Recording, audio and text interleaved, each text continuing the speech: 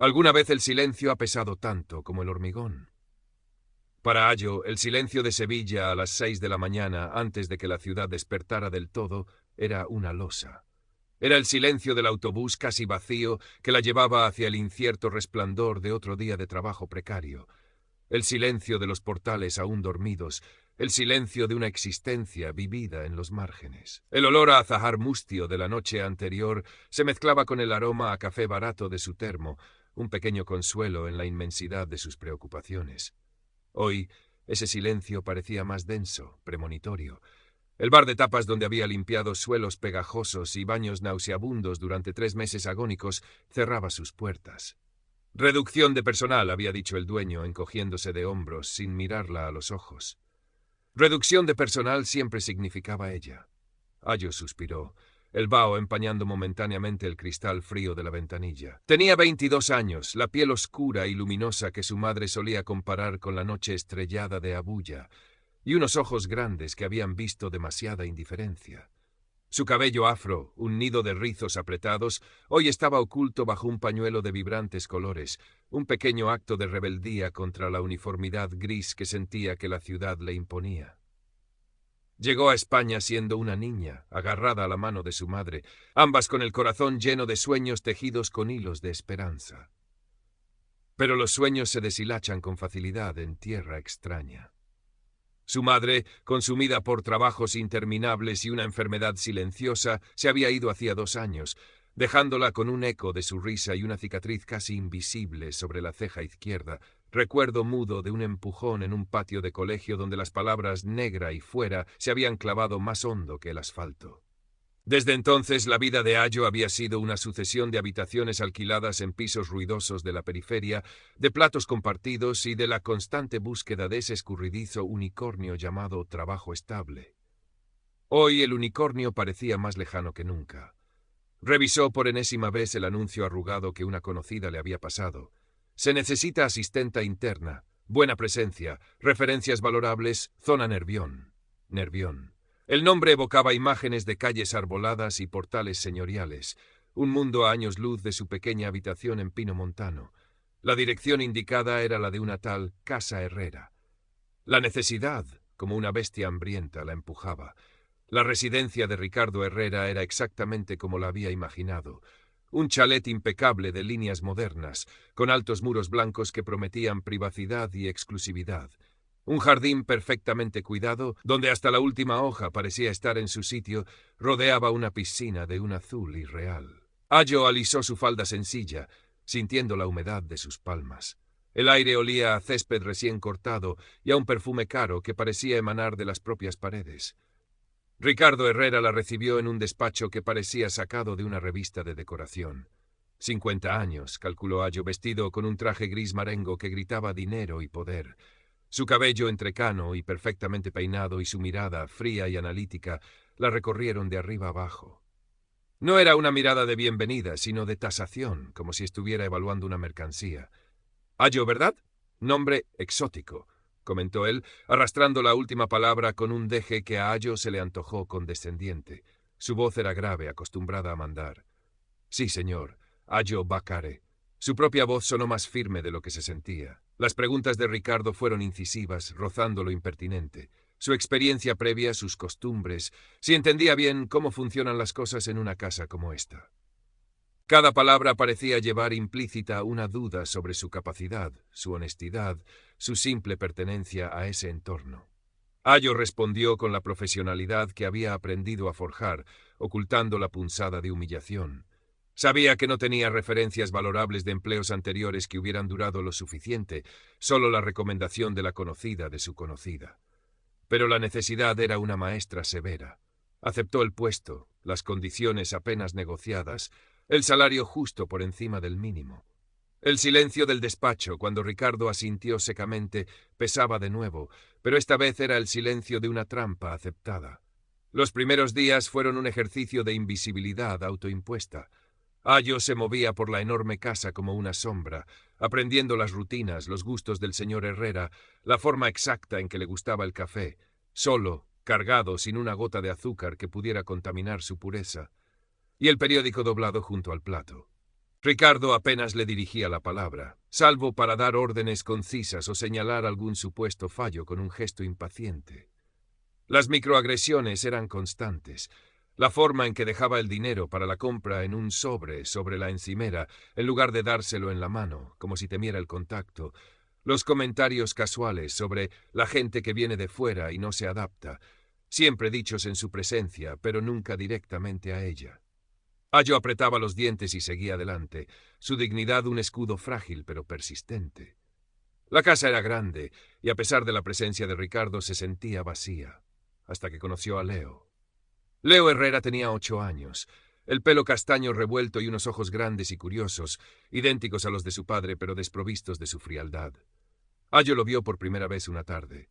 Mientras limpiaba el polvo de los innumerables marcos de fotos del salón, fotos de Ricardo con gente importante, Ricardo en viajes exóticos, Ricardo solo. El niño estaba sentado en un rincón, dibujando en un cuaderno con una concentración feroz. Levantó la vista y sus miradas se cruzaron. Ayo le sonrió instintivamente. Leo no sonrió, pero tampoco apartó la mirada, una chispa de interés brillando en sus pupilas. Las interacciones comenzaron tímidamente. Un día, mientras Ayo regaba las plantas del patio interior, Leo se acercó. «¿Por qué llevas eso en la cabeza?», preguntó, señalando el pañuelo colorido de Ayo. Su voz era clara, sin malicia. Ayo se detuvo. «Es un gele, así lo llamamos en mi país, para recoger el pelo y porque me gustan los colores». «¿Tu país está muy lejos?» «Sí, un poco», sonrió Ayo. «En África». Leo asintió, pensativo. «¿Allí también hay piscinas como la de papá?» Ayo rió suavemente. «Algunas, pero no como esta». Poco a poco, estas conversaciones fugaces se hicieron más frecuentes.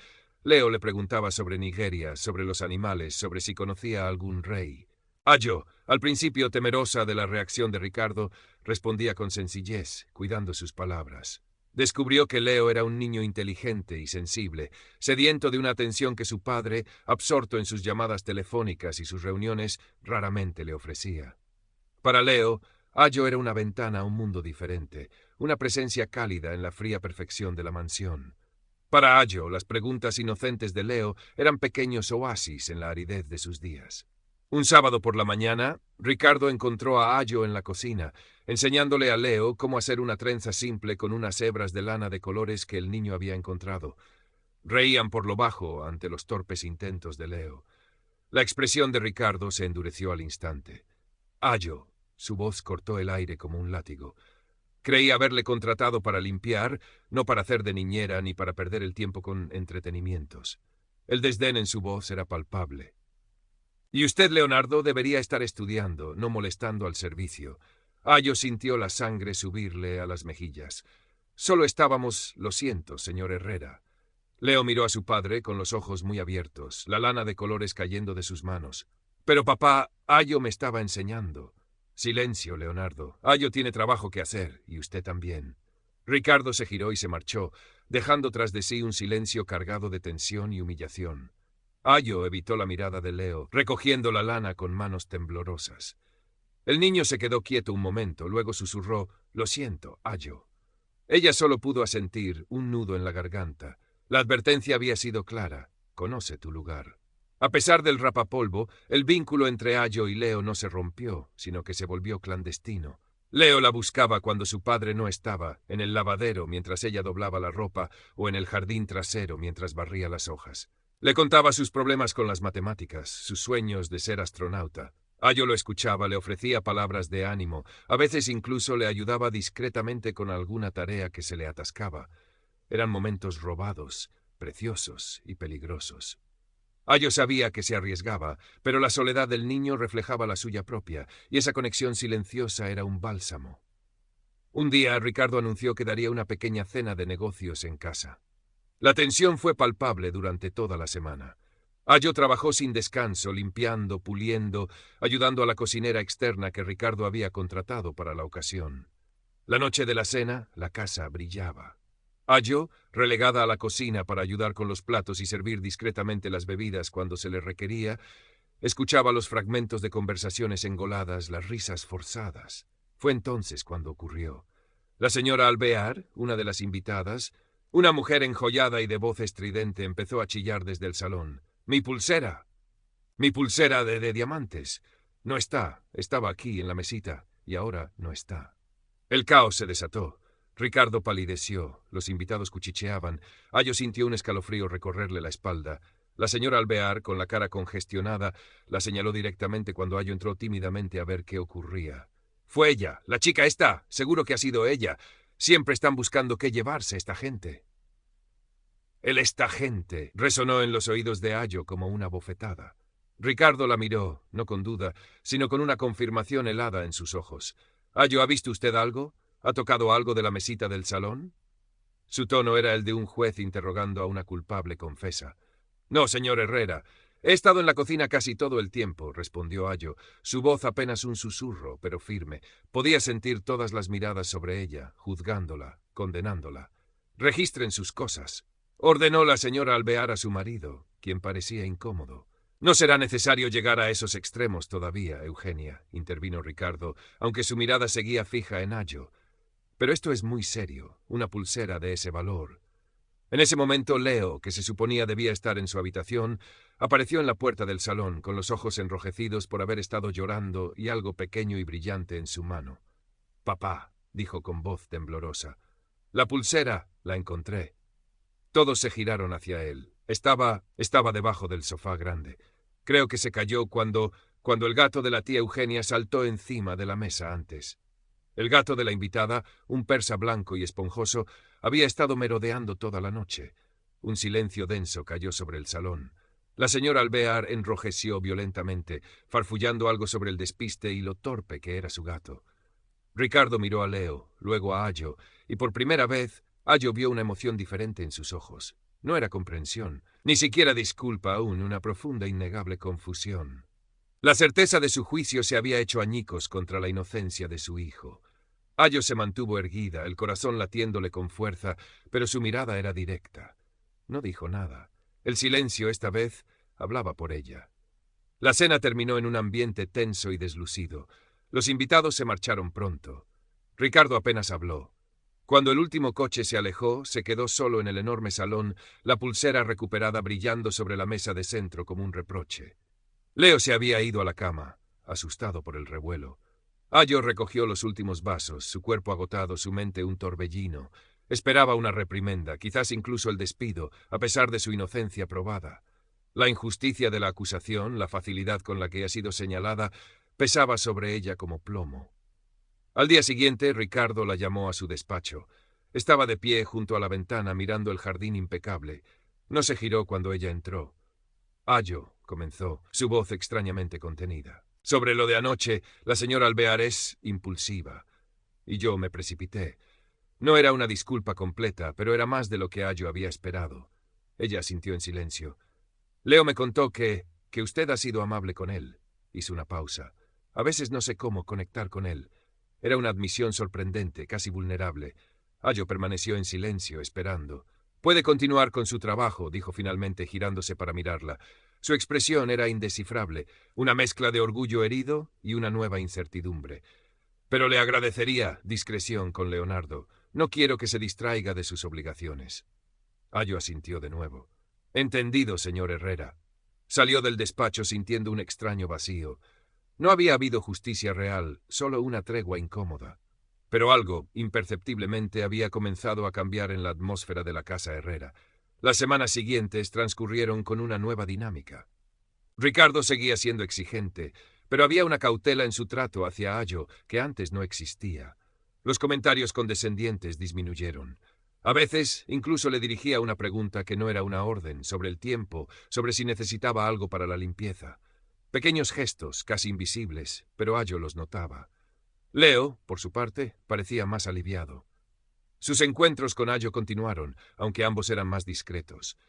Una tarde, mientras Ayo limpiaba la biblioteca, Leo se acercó con un libro de cuentos africanos que había encontrado en internet y pedido a su padre. «¿Me lees uno, Ayo?» «Por favor», susurró. Ella dudó, recordando la advertencia de Ricardo, pero la mirada suplicante de Leo la desarmó. Se sentaron en el suelo, escondidos tras una estantería, y Ayo le leyó en voz baja una historia sobre Anansi la araña, su voz llenando el silencio con la cadencia de su tierra natal. Ricardo, que pasaba por el pasillo, se detuvo un instante al oír el murmullo. No entró, no dijo nada. Simplemente siguió su camino, pero con una expresión pensativa. Un sábado, Ricardo tuvo que salir de viaje de imprevisto. La niñera habitual de Leo se puso enferma en el último momento. Desesperado, y para sorpresa de Ayo, le pidió si podía quedarse con Leo hasta que él regresara al día siguiente. «Le pagaré extra, por supuesto», añadió rápidamente, como si el dinero pudiera borrar la incomodidad de la petición. Ayo aceptó. Pasó el día con Leo. Jugaron en el jardín, vieron una película e incluso cocinaron juntos unas sencillas arepas que Ayo solía hacer con su madre, llenando la cocina de un aroma cálido y desconocido en esa casa. Leo estaba radiante, hablador, feliz. Por la noche, cuando Ayo lo arropó en la cama, el niño la abrazó con fuerza. «Gracias por ser mi amiga, Ayo». Cuando Ricardo regresó, encontró su casa en calma y a su hijo sonriendo de una manera que no había visto en mucho tiempo. Ayo le entregó un informe escueto de cómo había ido todo. Él la escuchó en silencio, observándola. «Leo parece contento», dijo casi para sí mismo. «Es un buen niño, señor Herrera», respondió Ayo con sencillez. Esa noche, antes de que Ayo se retirara a su habitación en el ala de servicio, Ricardo la detuvo. «Ayo», dijo, y esta vez no había rastro de condescendencia en su voz, «he estado pensando, sobre todo, y sobre usted». Hizo una pausa, buscando las palabras. «Sé que una disculpa no es suficiente por cómo la traté, por cómo la juzgué, pero quiero que sepa que lo lamento profundamente». Ayo lo miró, sorprendida por la sinceridad en su tono. Era la primera vez que lo oía hablar sin la coraza de empresario exitoso. «Y quiero proponerle algo», continuó Ricardo. «He visto cómo es usted con Leo, y he visto su trabajo. Es usted una persona valiosa». Tragó saliva. «Me gustaría ofrecerle un puesto diferente, más como una gobernanta, un asistente personal que también pueda supervisar el cuidado de Leo, con un sueldo adecuado, por supuesto, y con el respeto que merece». Ayo se quedó sin palabras. Era una oferta que nunca habría imaginado. La oportunidad de estabilidad, de respeto, estaba allí, al alcance de su mano, ofrecida por el mismo hombre que la había menospreciado. Miró a Ricardo, a este hombre que, de alguna manera, había comenzado a ver más allá del color de su piel, más allá de sus propios prejuicios arraigados. Vio la lucha en sus ojos, el esfuerzo que le costaba admitir sus errores y ofrecer algo genuino. «Señor Herrera», comenzó, su voz temblando ligeramente, «acepto, y gracias». Los meses que siguieron no fueron una transformación mágica. Ricardo seguía siendo Ricardo, a veces impaciente, a veces distante. Pero algo fundamental había cambiado. Había un respeto nuevo en sus interacciones, una disposición a escuchar. Ayo, con su nueva posición, encontró una voz. Ya no era la sombra invisible. Se encargaba de la organización de la casa, coordinaba los horarios de Leo, e incluso, a veces, Ricardo le pedía su opinión sobre asuntos domésticos. Leo floreció con la presencia más constante y reconocida de Ayo. Su relación se hizo más abierta, llena de risas y confidencias. Ayo le enseñó canciones en yoruba, le contó más historias de su tierra y Leo, a cambio, le enseñaba los secretos de sus videojuegos y le hablaba de sus amigos del colegio. Una tarde de primavera, mientras paseaban por el parque de María Luisa, Leo cogió la mano de Ayo y la de su padre, una a cada lado, uniéndolos. «¿Sabes, papá?», dijo Leo, mirando a Ricardo. «Ayo es la mejor. Me alegro mucho de que sea nuestra amiga». Ricardo miró a Ayo por encima de la cabeza de su hijo. Una pequeña sonrisa, casi imperceptible pero genuina, se dibujó en sus labios. «Yo también, Leo. Yo también». Ayo sintió una calidez extenderse por su pecho. El camino había sido duro, lleno de espinas, pero allí estaba, bajo el sol de Sevilla, sintiendo por primera vez en mucho tiempo algo que se parecía asombrosamente a la alegría, a la pertenencia. La cicatriz sobre su ceja ya no le parecía un estigma, sino un recordatorio de su fortaleza. Había encontrado su voz, y en el lugar más inesperado, alguien, finalmente, había comenzado a escuchar. El silencio de la mañana ya no pesaba. Ahora, a veces, llevaba consigo la promesa de un nuevo día, un poco más brillante que el anterior.